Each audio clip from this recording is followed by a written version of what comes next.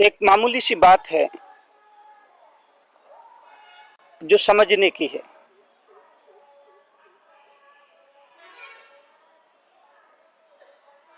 और बात सिर्फ इतनी सी है कि जिंदगी की सारी गड़बड़ियां आंख से शुरू होती हैं।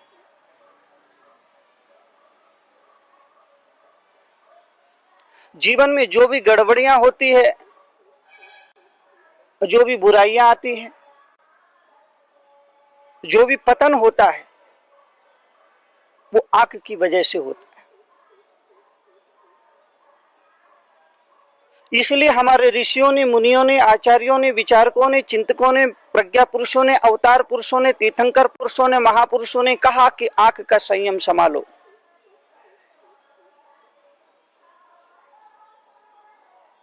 जो अपनी आंखों को संभाल लेता है, जो आंख के संयम को धार लेता है, वो पतित नहीं होता है, वो गिरता नहीं है, वो पड़ता नहीं है, वो गलत रास्ते पर से गुजरता नहीं है।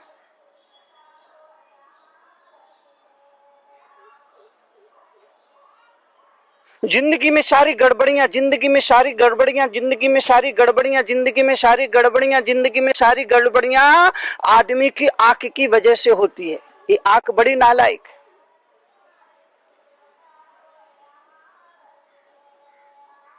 आदमी की आंख, आदमी की आंख, आदमी की आंख, आदमी की आंख बड़ी नालायक है।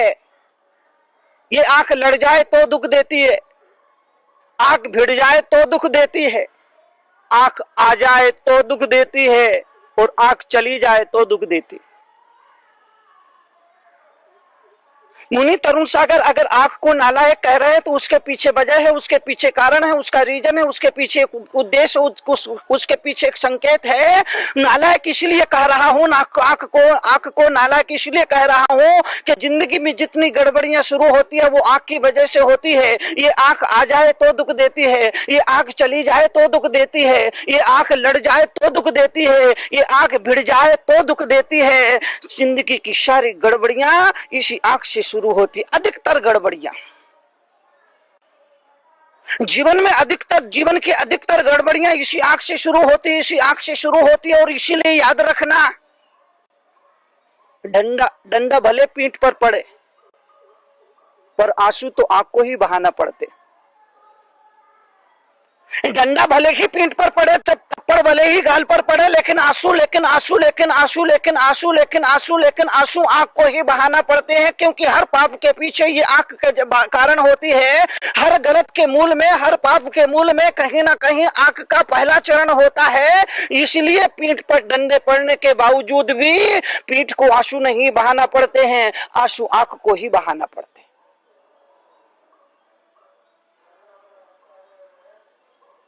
आंख को ही बहाना पड़ेंगे। आंख जीवन के लिए मार्मिक है। हमारे आचार्यों ने कहा, हमारे ऋषियों ने कहा है कि पाप का प्रारंभ आंख से होता है, तो भक्ति का प्रारंभ भी आंख से ही होता है। पाप का प्रारंभ, पाप का प्रारंभ आंख से होता है। यह बात सच है, 100% सच है। तो यह भी सही कहा, यह भी कहा कि जीवन में भक्ति का प्रारंभ भी आंख से ही होता है। जब आंख पाप से शुरू होता है तो पाप पतन की ओर ले जाता है। जब भक्ति आंख से शुरू होती है तो भक्ति जीवन को उत्थान की ओर ले जाती है। निर्णय हमारा, आपका अपना काम आने वाला है। इस आंख से पाप का प्रारंभ करना है या फिर इस आंख से भक्ति का प्रारंभ करना। काम पहले आंख में पैदा होता है। याद रखिए, जीवन के सच को याद रखिए, जीवन के सच को याद करके चलिए, जीवन के सच को मान करके चलिए। आंख आंख आंख पहले काम में पैदा होता, आंख काम पहले आंख में पैदा होता है, फिर मन में आता है। अगर आप अपने मन को पवित्र रखना चाहते हैं तो आंखों को संभाल लो, आंख के संयम को संभाल लो। पूयात पवित्रो भगवान मनो। आचार्य शमदभट्ट ने चंद्र प्रभु भगवान की स्तुति करते हुए कहा कि हे भगवान, ऐसा आशीर्वाद दो, ऐसी अनुकंपा करो, ऐसी कृपा दृष्टि करो कि मेरा मन पवित्र हो जाए। पूयात पवित्रो भगवान मनो में, मैं आपकी भक्ति कर रहा हूँ, आपका स्तुति कर रहा हूँ, आपकी पूजा कर रहा हूँ, आपकी अर्चना कर रहा हूँ, तो सिर्फ आपसे यही चाहता हूँ, मेरा मन पवित्र हो जाए, मेरा जीवन पवित्र हो जाए, मेरा चित्त पवित्र हो जाए। भगवान की भक्ति का फल चित्त की पवित्रता है, मन की शुद्धि है। एक जंगल था, जंगल में पेड़ था, पेड़ पर कौवा था। एक जंगल, जंगल में पेड़, पेड़ पर एक कौवा।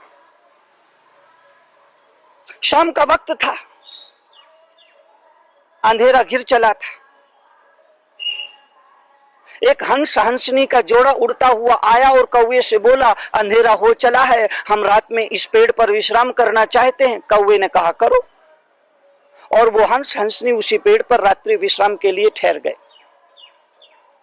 कौवे की आंख बुरी होती, कौवे की आंख बड़ी चंचल होती, कौवे की नजर बुरी हो गई। और याद रखना, जो आंख से पाप करते हैं वो मर करके अगले जन्म में कौवा होते। याद करना, याद करना, याद करना, जो आंख से पाप करते हैं, जो अपनी नजर को बिगाड़ लिया करते हैं, जो बुरी नजर को लेकर के जीते हैं, जो बुरी नजर रखते हैं, जो आंख से पाप करते हैं, जो आंख से पाप करते हैं, वो अगले जन्म में मर करके कौवा होते हैं। अब जिन्हें कौवा होना है वो अपनी नजर को बिगाड़े, वो अपनी आंख को बिगाड़े, वो आते जाते उठते बैठते सारे दिन आंख से पाप करे। और इस योनि में जाने से बचना है तो आंख का संयम रखो, अपनी आंखों को संभाल के रखो, आंखों में सम्यक दृष्टि पैदा करो, आंखों में हंस दृष्टि पैदा करो, आंखों से सिर्फ भगवान की भक्ति करो, संतों के दर्शन करो, सत्य के दर्शन करो। कौवे की नजर बुरी होती है, कौवे की आंख बुरी होती है। याद रखना, याद रखना, याद रखना, याद रखना, जो आंख से पाप करता है वो कौवा होता है, अगले जन्म में कौवा बनता है। कौवे की नजर बिगड़ गई, कौवे की नजर बुरी नजर में वो हंसनी आ गई और उसने तय किया कि वो हंसनी को अपना बनाएगा। सुबह हुआ, हंस हंसनी का जोड़ा जाने लगा तो कौवे ने हंसनी का हाथ पकड़ लिया। हंसी ने कहा, आप ये क्या कर रहे हो? कौवा बोला, हंसनी आज से मेरी हुई। हंस और कौवे दोनों में झगड़ा हुआ, केस अदालत में चला। कौवा बड़ा चालाक था, कौवे ने न्यायाधीश के पास जाकर के उसको रिश्वत पकड़ा दी और कहा कि अगर तुमने कल मेरे पक्ष में फैसला दिया तो मैं तुम्हारे मृत माता पिताओं को दिखाऊंगा, उनसे मिलवाऊंगा। वैष्णव धर्म में कौवा को पितृदूत कहा है और इसलिए उसमें ऐसी क्षमता होती है, वो मृत माता पिताओं से मिलवा सकता है, ऐसा वैष्णव धर्म में कहा है। जैन धर्म में ऐसी कोई मान्यता नहीं है। कौवा ने कहा, न्यायाधीश से कहा, जज से कहा, मजिस्ट्रेट से कहा कि कल अगर तुमने मेरे पक्ष में फैसला दिया तो मैं तुम्हें मृत माता पिताओं से मिलवाऊंगा। रिश्वत दे करके न्यायाधीश को खरीद लिया, लालच दे करके न्यायाधीश को खरीद लिया। न्यायाधीश ललचा गया और अगले दिन उसने कौवे के पक्ष में फैसला दिया और कहा, ये हंसनी हंस की नहीं है, कौवे की है। हंस बेचारा बड़ा दुखी हुआ, गलत निर्णय दिया, गलत निर्णय दिया, गलत निर्णय दिया। कौवे के पक्ष में ललचा करके, लालच में आकर के, लोभ में आकर के, रिश्वत लेकर के कौवे के पक्ष में फैसला दे दिया। हंस बड़ा दुखी हुआ, दुखी तो होना ही था, दुखी तो होना ही था। अगले दिन न्यायाधीश ने कौवे से कहा कि मैंने तुम्हारी इच्छा के अनुसार काम कर दिया है, अब तुम मेरी इच्छा पूरी करो, तुम मेरे माता पिता से मुझे मिलाओ, तुम मुझे मेरे माता पिता को दिखाओ। कौवा उस न्यायाधीश को एक कचरे के ढेर पर ले गया। कौवा उस न्यायाधीश को एक कचरे के ढेर पर ले गया, वहां कुछ कीड़े पड़े हुए थे। एक कीड़े की तरफ इशारा करके कौवे ने कहा कि ये रहा तुम्हारा पिता। हाँ। न्यायाधीश ने कहा कि मेरे पिता कीड़े क्यों बने? कौवे ने कहा, जिसका बेटा न्याय के आसन पर बैठ करके लोभ में आकर के झूठा न्याय देगा, उसका पुत्र, उसका बाप कौवा नहीं बनेगा तो और क्या बनेगा? जब न्यायाधीश ने जानना चाहा कि मेरा पिता कौवा क्यों बना, कीड़ा क्यों बना, तो उसने कहा, कौवे ने कहा कि जिसका पुत्र न्याय के आसन पर बैठ करके, जिसका पुत्र न्याय के आसन पर बैठ करके लोभ में आकर के, लालच में आकर के झूठा न्याय देगा, उसका पिता कौवा नहीं बनेगा तो और क्या बनेगा? रिश्वत लेने वालों, रिश्वत खोरों, रिश्वत लेके काम चलाने वालों, रिश्वत लेकर के गलत निर्णय देने वालों, रिश्वत लेकर न्याय के साथ अन्याय करने वालों, खबरदार। मुनि तरुण सागर खबरदार कर रहे हैं। जो रिश्वत लेकर के काम करते हैं, न्याय अन्याय का विवेक नहीं रखते हैं, गलत पक्ष देते हैं, झूठा पक्ष देते हैं, झूठा निर्णय देते हैं, न्याय के आसन पर बैठ करके, न्याय के आसन पर बैठ करके, न्याय के सिंहासन पर बैठ करके रिश्वत लेकर के, लालच में आकर के, लोभ में आकर के झूठा निर्णय देते हैं, गलत निर्णय देते हैं, न्याय नहीं करते हैं, न्याय के साथ अन्याय कर दिया करते हैं। मुनि तरुण सागर ऐसे लोगों को खबरदार करना चाहते हैं कि ऐसे लोग मर करके सिर्फ खुद ही कीड़े नहीं बनते हैं, बल्कि अपनी औलाद को भी कीड़ा बनने के लिए विवश कर देते हैं, मजबूर कर दिया करते हैं। कौवे ने कहा कि जज साहब, आपका बाप ही कीड़ा बना हो ऐसा नहीं है, आप भी मर करके कीड़े ही बनने वाले हैं। आपका बाप ही कीड़ा बना हो ऐसी कोई बात नहीं है। सच यह भी है कि आप भी मरने के बाद कीड़े ही बनने वाले हैं। जैसा बीज बोओगे वैसे ही तो फसल काटते हो। यह प्रकृति का अपना नियम है, शाश्वत नियम है कि आज जैसा बीज बोओगे कल वैसे ही फसल काटना पड़ेगी, कल वैसे ही फसल काटना पड़ेगी। इसलिए फसल काटते वक्त आंसू बहाने से बेहतर होगा कि बीज बोते ही समय विवेक रख लेना कि क्या बीज बोया जा रहा है, कैसा बीज बोया जा रहा है। अच्छा बीज बोओगे, अच्छी फसल काटने के समय आएगा। आंख का संयम संभालना जरूरी है। तीर्थंकर परमात्मा महावीर ने कहा है कि वाणी का संयम जरूरी है, आंख का संयम जरूरी है, कान का संयम जरूरी है, मन का संयम जरूरी है, हाथ पैर का संयम जरूरी है। जीवन में संयम ना हो तो जीवन नरक है, जीवन व्यर्थ है, जीवन बेकार है, जीवन का पतन है। जीवन में सिवाय अधोगति के और कुछ मिल नहीं सकता है। इसलिए आंख बड़ी नालायक है। सारी गड़बड़ियां इसी आंख से शुरू होती है। आंख लड़ जाए तो दुख देती है, आंख बिड़ जाए तो दुख देती है, आंख आ जाए तो दुख देती है, आंख चली जाए तो दुख देती है। काम पहले आंख में आता है। कामना और वासना जिसको कहते हैं, काम जिसको कहा जाता है, वो पहले आंख में आता है, बाद में मन में आता है। अगर आप चाहते हैं कि आपका मन पवित्र बना रहे तो इसलिए आपको चाहिए कि आप अपनी आंख को संभाल लें।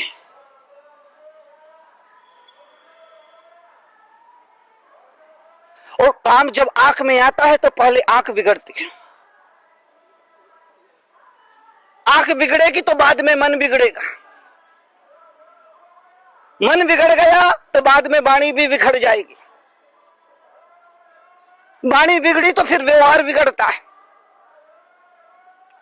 हम देखिए पतन के रास्ते, देखिए पतन की सीढ़ियां किस तरह से पैदा होती है, किस तरह से पतन की सीढ़ियों से उतर करके ये जीव मनुष्य से नरक की यात्रा पर चला जाता है, देव से नरक की यात्रा पर चला जाता है, इंसान से दानव तक की यात्रा पर चला जाता है। देखिए पतन का रास्ता कैसे होता है, पतन का रास्ता कैसा होता है। आंख बिगड़ती है तो मन बिगड़ता है, मन बिगड़ता है तो वाणी बिगड़ती है, वाणी बिगड़ती है तो व्यवहार बिगड़ता है, व्यवहार बिगड़ता है तो पूरा जीवन ही बिगड़ जाता है।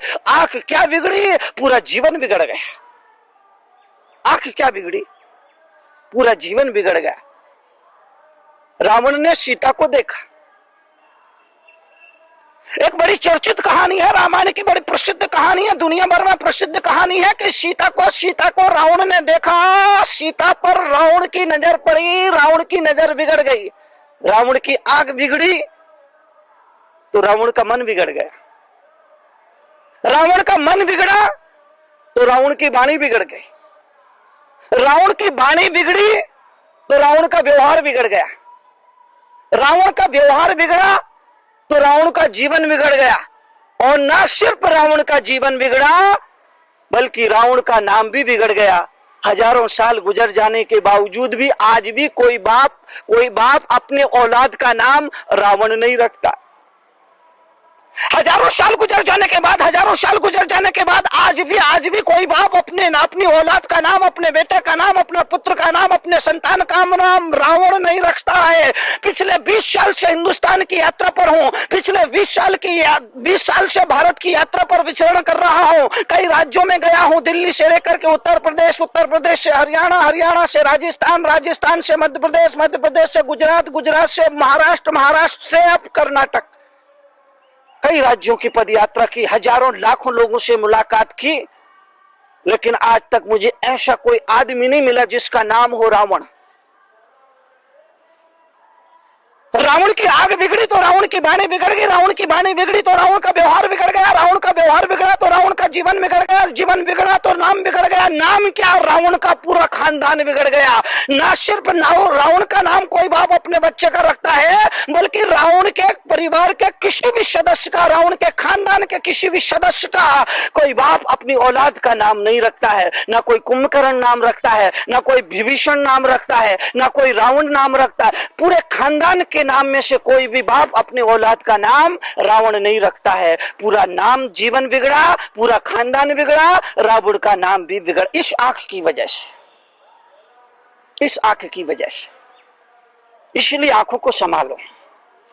ये आंखें मिली है भगवान का दर्शन करने के लिए, सत्य का दर्शन करने के लिए। सत्य के सौंदर्य को देखना बुरा नहीं है, लेकिन दुनिया के सौंदर्य को देखना बुरा नहीं है, लेकिन उस सौंदर्य के साथ सत्यम शिवम सुंदरम, सत्य भी जुड़ना चाहिए और शिव भी जुड़ना चाहिए, और सौंदर्य बुरा नहीं होता।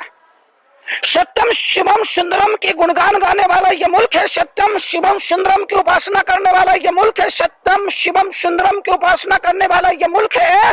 सुंदर का हमारे यहाँ पूजा जाती है, सौंदर्य की हमारे यहाँ पर पूजा होती है, लेकिन अकेले सुंदरता से काम नहीं चलेगा, अकेला सौंदर्य काम नहीं आता है। सौंदर्य वो पूज्य होता है जिस सौंदर्य के साथ में सत्य भी होता है और शिव भी होता है। सत्यम शिवम सुंदरम, वो सुंदरता, वो सौंदर्य पूजा के काबिल है, आराधना के काबिल है, उपासना का काबिल है, जिस सौंदर्य के साथ सत्य भी हो और शिव भी हो। अब सत्य गायब हो गया, शिव भी गायब हो गया, केवल सुंदरता रह गई। ओल्ड से ओल्ड आदमी को भी लेटेस्ट से लेटेस्ट फैशन चाहिए। आज का जमाना कुछ इस तरह से बन गया है कि ओल्ड से ओल्ड आदमी को भी लेटेस्ट से लेटेस्ट जमाना आ गया है कि ओल्ड से ओल्ड आदमी को भी लेटेस्ट से लेटेस्ट फैशन चाहिए। दो ही बुराइयां मनुष्य जाति में है, एक बुराई भाई लोगों में है, एक बुराई माताएं बहनों में है। भाई लोग व्यसनों की बुराई से ग्रसित है, माताएं बहनें फैशन की बुराई से ग्रसित है। फैशन और व्यसन मनुष्य जाति में मुनि तरुण सागर जैसे लोगों को लगता है, मुनि तरुण सागर जैसे लोगों को लगता है कि दो ही बुराइयां हैं, एक तो फैशन की बुराई है, एक व्यसन की बुराई है। एक से मनुष्य जाति में पुरुष लोग ग्रसित है, एक से महिलाएं ग्रसित है। ये दोनों की वजह से जीवन में बर्बादियां हो रही है। रावण का नाम कोई नहीं रखता है। मनुष्यों में एक रावण है जिसके नाम पर कोई अपने बेटे का नाम नहीं रखता है, और जानवरों में कुत्ता है।